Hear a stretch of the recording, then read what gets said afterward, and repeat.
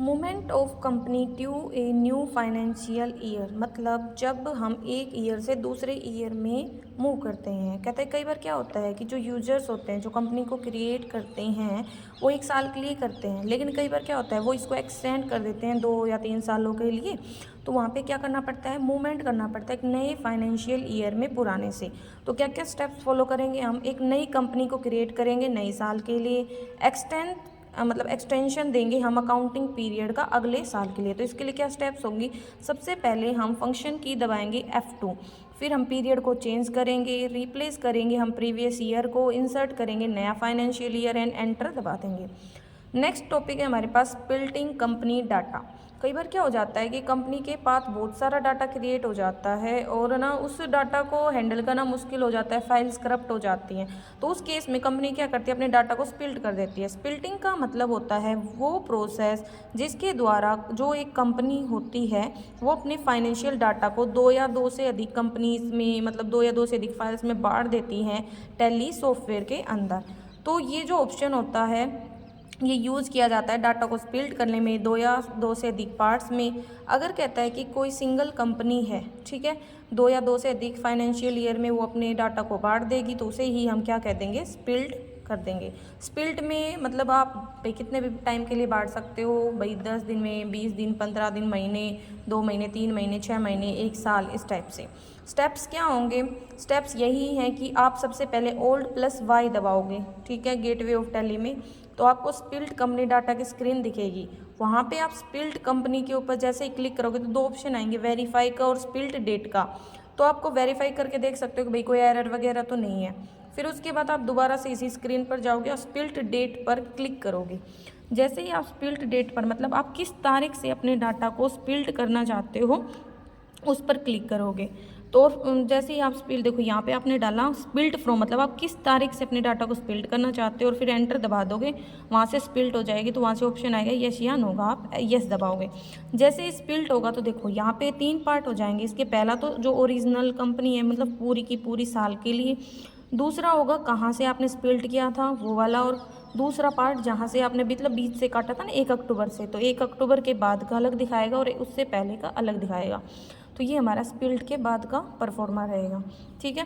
तो हमने क्या क्या किया, सबसे पहले Alt+Y दबाया, फिर स्प्लिट कंपनी की स्क्रीन आई, वहाँ से स्प्लिट कंपनी में स्प्लिट डेट ऑप्शन को चूज़ किया, वहाँ से एंटर दबा दिया। नेक्स्ट आता है हमारे पास क्रिएशन ऑफ, मतलब क्रिएट करना group of companies. Group companies का मतलब होता है कि भाई आप एक साथ है ना 2 या 2 से अधिक कंपनीज का डाटा देखना चाहते हो। तो इसमें क्या होता है, ये ऑप्शन हमें है ना अलाउ करता है कि हम देख सकते हैं हमारी सभी कंपनीज का डाटा एक ही जगह पे। ग्रुप कंपनी का मतलब होता है एक कंपनी जिसमें मतलब एक से ज़्यादा कंपनीज आती हैं। ग्रुप कंपनी क्रिएट की जाती है जब हम कंसोलिडेटेड स्टेटमेंट बनाना चाहते हैं 2 या 2 से अधिक कंपनीज की, कंबाइन करना चाहते हैं, उन सभी के रिजल्ट्स को देखना चाहते हैं एक ही जगह पे। कंसोलिडेटेड में आप भाई कंसोलिडेटेड फाइनेंशियल स्टेटमेंट में आप balance sheet, P&L, trial balance वगैरह बना सकते हो।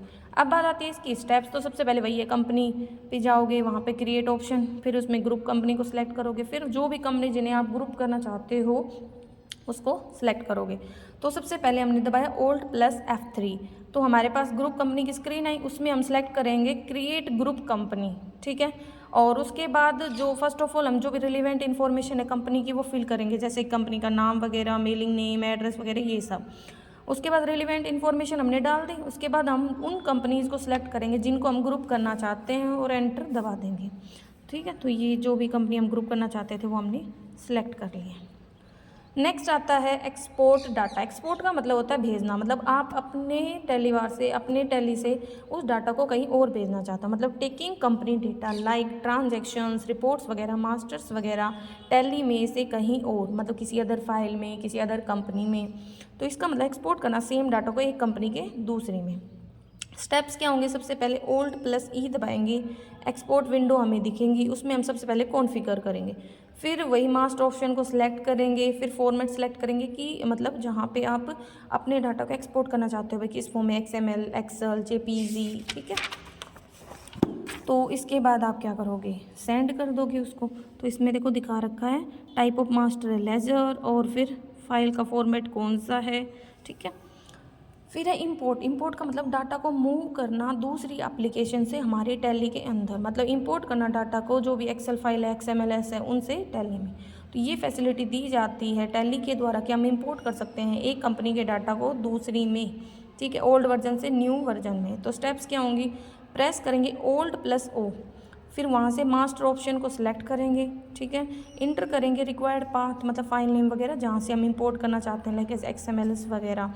सेलेक्ट करेंगे कोई भी एक ऑप्शन, ठीक है, जैसे कि कंबाइन करना है ओपनिंग है बैलेंस को, इग्नोर करना है या मॉडिफाई करना है नए डाटा को, और फिर एंटर दबा देंगे।